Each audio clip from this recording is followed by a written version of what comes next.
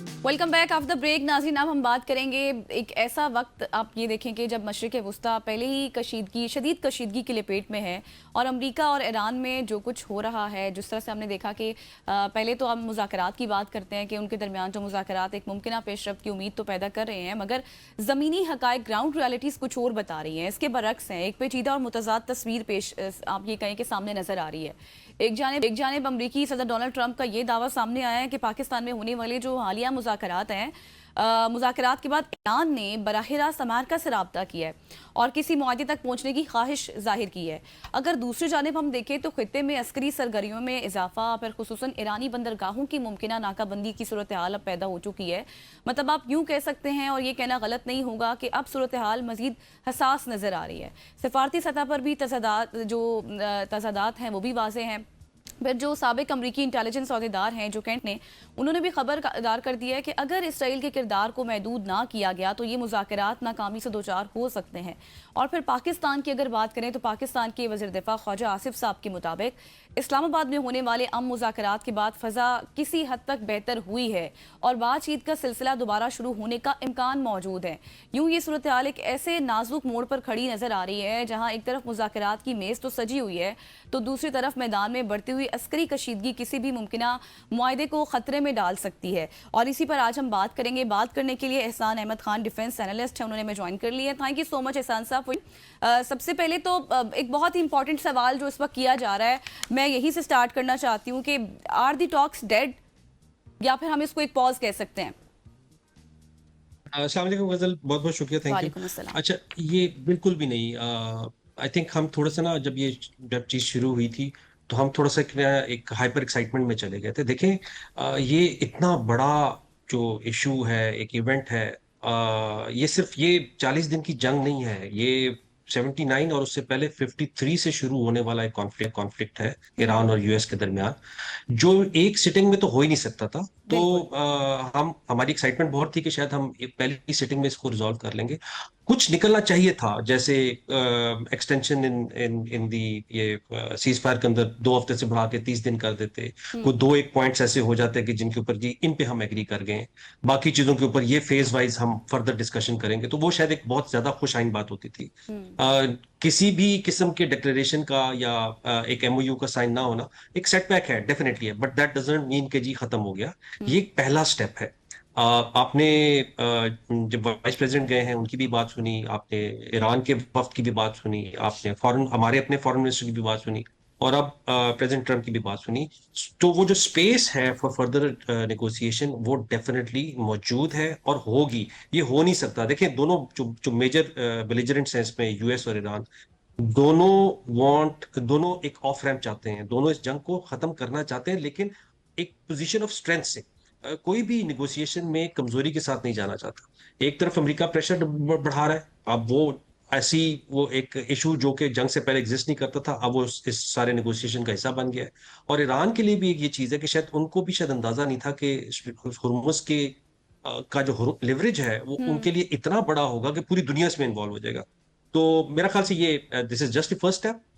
Don't let's not lose hopes. ये अभी आगे बात चलेगी और इंशाल्लाह इसका कोई ना कोई आगे फर्दर वे आउट निकलेगा, बिकॉज दोनों पार्टीज वे आउट चाहती हैं। सही। जिस तरह से एहसान साहब आपने कहा कि दोनों पार्टीज के लिए अब यही चीज़ मुफीद है कि दोनों इस जंग से रुक जाएं, लेकिन सर हम देख रहे हैं जो डोनाल्ड ट्रंप साहब की जानिब से बयानात आ रहे हैं, और बड़े लंबा बयान कल उन्होंने दिया और उसके बाद फिर सूरत हाल काफ़ी ज़्यादा हमें डिस्टर्बिंग नज़र आई। आप इंटरनेशनल मीडिया को देखें, वहाँ से काफ़ी डिस्टर्बिंग न्यूज़ सामने आ रही है।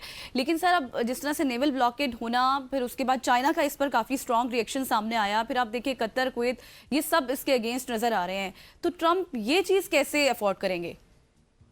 उसमें शायद उनकी ना वो एक नी जर्क रिएक्शन की एक उनकी आदत है कि वो ट्रुथ सोशल पे डाल के वो पब्लिक डिप्लोमेसी की डोमेन में जाके डायरेक्ट अपना मैसेज कन्वे करना की कोशिश करते हैं, रादर देन जो इंस्ट्रूमेंट्स हैं नेशनल सिक्योरिटी एडवाइजर या सेक्रेटरी ऑफ वॉर या इस तरह के जो एरिया के मिलिट्री कमांडर उनके थ्रू करवाने के बजाय वो खुद एक अपना वर्डिक्ट दे देते हैं।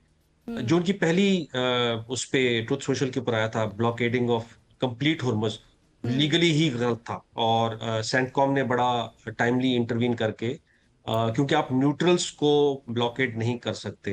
इसके ऊपर यूनाइटेड नेशन चार्टर के हिसाब से भी जो अनक्लॉज है, यानी United Nation Convention for Law of Sea या सैन रेमो मैनुअल है, हम्म। उसमें मुताद्दिद जगहों पे ये आर्टिकल्स मौजूद है कि आप ब्लॉकेट के लिए क्या कर सकते हैं और क्या नहीं कर सकते। हम्म। इम्पोर्टेंटली ये चीज ये है कि जो यूएन चार्टर का जो आर्टिकल 42 है वो अलाउ करता है मिलिट्री इंस्ट्रूमेंट का इस्तेमाल, लेकिन उसकी जो इजाजत है लागू करने की वो यूएन सिक्योरिटी काउंसिल के पास है। कोई मुल्क यूनिलैटरली इसको अप्लाई नहीं कर सकता। अच्छा। अब यहाँ पे अगर आप देखें, ये वेनेजुएला में भी किया, फिर अभी क्यूबा का भी ये चल रहा है, अब ये तीसरा केस है ईरान का, हम्म। कि जहां पे यूएस ने एक यूनिलैटरल ब्लॉकेड का जो है अनाउंस कर दिया है। कानूनी तौर पे ये गलत है। 1962 में जब क्यूबन मिसाइल क्राइसिस चल रहा था, तो उस वक्त भी जॉन एफ कैनेडी वो बड़े केयरफुली, उन्होंने उस वक्त भी ब्लॉकेड का नाम इस्तेमाल नहीं किया था। और उन्होंने इस पूरे, ऑल्दो के मकसद यही था कि जहाज पहुंच ना सके सोवियत यूनियन के क्यूबा तक, उन्होंने टर्म क्वारंटीन इस्तेमाल किया था, क्योंकि क्वारंटीन की इम्प्लीकेशन वो it's not a declaration of war. Hmm. Blockade itself जो है ना, वो एक मिलिट्री एप्लीकेशन है। और सेंटकॉम ने जिस तरह उसको क्लियर किया कि ये सिर्फ ईरान के पोर्ट्स पे है, उसमें भी एक लीगल नुक्ता ये है कि आप हर चीज के ऊपर ब्लॉकेड नहीं लगा सकते। फूड, मेडिकल की चीजें, जो ह्यूमन सस्टेनेंस की चीजें हैं, हम्म। कानून उसकी इजाजत नहीं देता कि आप ब्लैंकेटली तमाम चीजों को बंद कर दें। हम्म। अच्छा एहसान साहब, मैंने आपको आपकी बात में कट नहीं किया क्योंकि आपकी मैं चीज़ें कुछ समझ रही थी। अब इसमें ये है कि बहुत से एक्सपर्ट्स इस हवाले से बात कर रहे हैं, जो मैं तज्जिया लोगों का सुन रही हूँ उसमें ये कह रहे हैं कि जो अमेरिका है वो इकोनॉमिकली हिट करना चाहता है ईरान को बेसिकली। और एक रिपोर्ट तो मैं देख रही थी, काफ़ी उसमें खौफनाक सी खबरें थी, जिसमें ये आ रहा था कि 437 बिलियन का नुकसान है ये ईरान का। और डोनाल्ड ट्रंप ये चाहते हैं कि मतलब ये चीज़ इस एंगल से देख रहे हैं, वो इस एंगल से इस चीज़ को पुट करना चाहते हैं। बिल्कुल होगा, इस तरह ऐसे ही होगा। देखें, ये अगर ईरान के पोर्ट्स को बंद करते हैं तो एक तो ईरान 15% ग्लोबल ऑयल रिजर्व है, और खर्ग आइलैंड से फॉर एग्जांपल अगर आप देख लें, या ईरान की जितनी ऑयल आउटपुट है वो हम्म। 90% चाइना जाती है, ठीक है। हम्म। लेकिन इससे ये जो वैक्यूम क्रिएट होगा इस ऑयल के ना निकलने, क्योंकि अगर ये तो गलतफहमी नहीं रहनी चाहिए कि अगर अमेरिका ईरान का बंद करता है तो उनके अभी स्पोक्स पर्सन का बयान चल रहा था कि रेसिप्रोकेशन होगी, हाँ। हम फिर बाकी भी किसी को नहीं निकलने देंगे। अब आपकी बिल्कुल। जो ग्लोबल ऑयल सप्लाई है उसका 20% माइनस कर दें।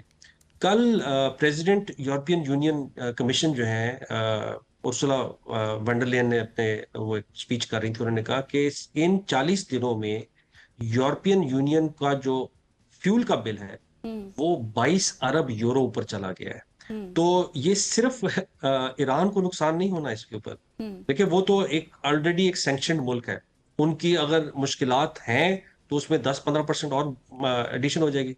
ये जो बाकी दुनिया है जो कि इस केओस का, इस इन मुश्किलात की आदी नहीं है, खुद अमेरिका, अगर मैं कल की आपको कुछ उनकी फिगर्स बताऊं, जी। तो जंग शुरू होने से पहले अमेरिका में जो गैसोलीन पर गैलन एवरेज रेट था, क्योंकि उधर हर स्टेट का रेट अपना होता है, हम्म। तो जो एवरेज रेट था वो $2.98 पर गैलन था, हम्म। जो कि कल की तारीख में $4.15 पर गैलन एवरेज है। अच्छा। हाईएस्ट कैलिफोर्निया में $5.92 तक जा चुका है। अब देखें, इसके असरात, बेशक अमेरिका जितना मर्जी कहे कि जी हमें कोई डिपेंडेंस नहीं है मिडिल ईस्ट के ऑयल के ऊपर, उनका शेल ऑयल अपना बहुत महंगा है, और जो ऑयल की प्राइसेस हैं वो पूरी दुनिया में कॉमनली एस्टेब्लिश होती हैं। तो असरात तो अमेरिका पे भी आएंगे। सो ये कहना कि जी हम ईरान को इकोनॉमिकली स्ट्रेंगल कर लेंगे, और ब्लॉकेड का मकसद होता इकोनॉमिक स्ट्रेंगुलेशन ही है, हम्म। लेकिन इसके असरात क्या सिर्फ ईरान पे रहेंगे? नहीं, इसके असरात पूरी दुनिया पे पूरी दुनिया जाएंगे। पर आएंगे। चाहे चाहे वो फर्टिलाइजर की मद में हो, चाहे वो फूड सिक्योरिटी की मद में हो, एनर्जी सिक्योरिटी की मद में हो, रेमिटेंस, ट्रांसशिपमेंट, सर फिर तो हम हर ये चीज पे एक्सपेक्ट इस कर पे सकते इफेक्ट। हैं कि पाकिस्तान में भी पेट्रोल 500 प्लस हो जाएगा फी लीटर। मैं ये बुरी खबर या इस तरह की कोई अभी कोई हम देना मुश्किल नहीं चीज कहने चाहते। से इज्तनाब करूंगा। Let the government decide on this, वरना फिर सब कहेंगे कि एक एनालिस्ट ने बैठ के कहा था और गवर्नमेंट ने से उसके नहीं, डिसीजन अब को, अभी उसकी तो बात हम को मान सूरत लिया। हाल का जायजा ले रहे हैं, उस पर ही बात करें। बिल्कुल आप सही कह रहे हैं। Thank you so much. एहसान अहमद खान साहब हमारे साथ मौजूद थे और हम इन डिटेल डिस्कशन कर रहे थे कि अब मजीद किस तरह से सूरत हाल बेहतर हो सकती है या फिर मजीद खराब हो सकती है। यहाँ पर लेंगे एक शॉर्ट सी ब्रेक, वापस आएंगे। Stay with us.